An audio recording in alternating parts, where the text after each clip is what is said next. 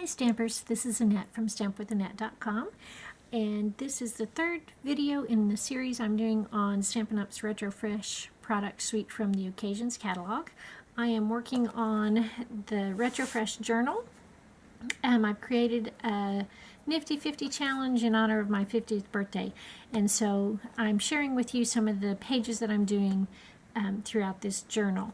Today I want to show you some things I did with the on-film framelets. Last time we worked with the film strip framelit. Today I want to do the polaroid framelit. First, just a quick reminder about your sandwich. I love the magnetic plate. It's going to hold everything in place. So this sandwich with the magnetic plate, it's the magnetic platform, the cutting pad, cardstock, a piece of wax paper, and my framelit, and then the top cutting plate. Now that wax paper is going to make it so that the cardstock will just slide right out of the framelit and not get stuck. Sometimes when you have the framelit that has the little edge here, the cardstock gets caught in there, and the wax paper just prevents that. And actually the effects of the wax paper will last a time or two through the big shot, so you don't necessarily have to use a new piece every time. When it starts wearing off though and starts getting stuck, there are these little holes that you can use the paper piercer and just kind of poke at your paper to help get it unstuck.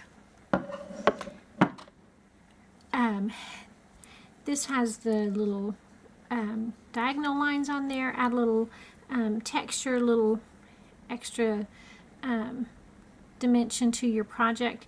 This square here is 3 1/8 inch. So whatever picture you're doing, you just need to be sure at least the focal point of your image is small enough to fit in there. The image that I wanted to use in my book is this one, and there are a couple different things you can do. What I actually did is I laid the framelit right on top of my image and then drew a line around the framelit so that I knew where to trim. And then with the paper trimmer, you can just line up the lines that you've drawn with the cutting track, and actually you want to cut just inside those lines to make it small enough so that it won't stick out on the edges of your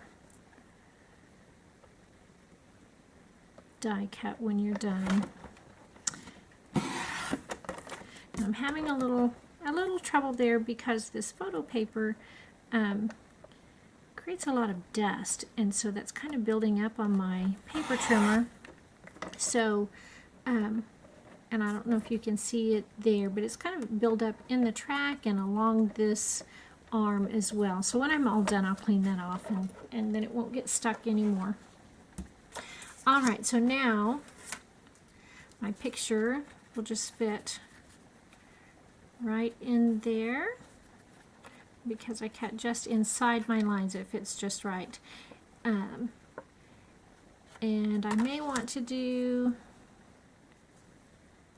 just to help hold it in place and get it exactly where I want it, I can take just a piece of washi tape and stick that on there, and then it'll be easy to get both pieces in on my project exactly how I want them.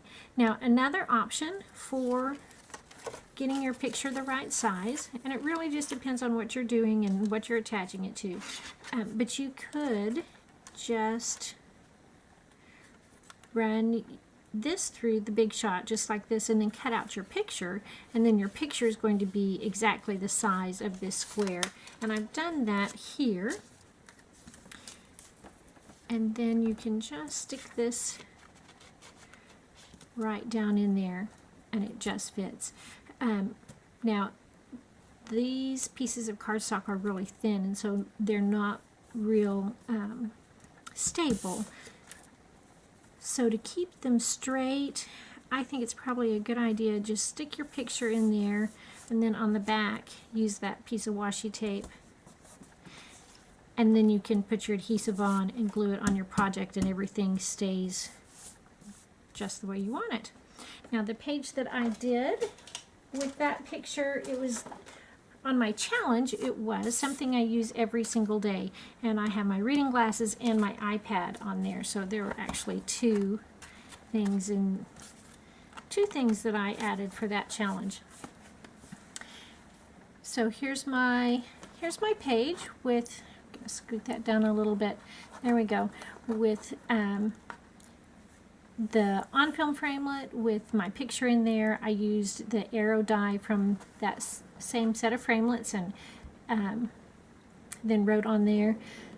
Journaling down here, one of the journaling tags. I thought it fit very well with my reading glasses on there.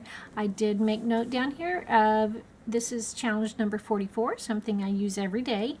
I am not going in order with this challenge. I'm picking one that I feel like doing that day and doing it then.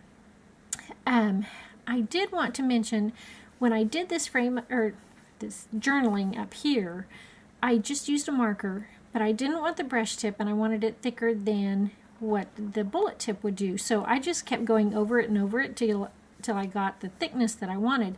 And as I was about halfway finished, it dawned on me that it might be causing problems on the other side. So I flipped it over and no problems. This paper is nice and thick, so I could write on it, and even going over and over my writing, it did not bleed through the paper. It's nice and thick. It's kind of in between a cardstock and a paper.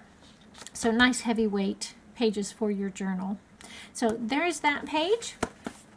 Another project that I put together real quick with that same frame, I just did a single layer card and then put this accent on the front.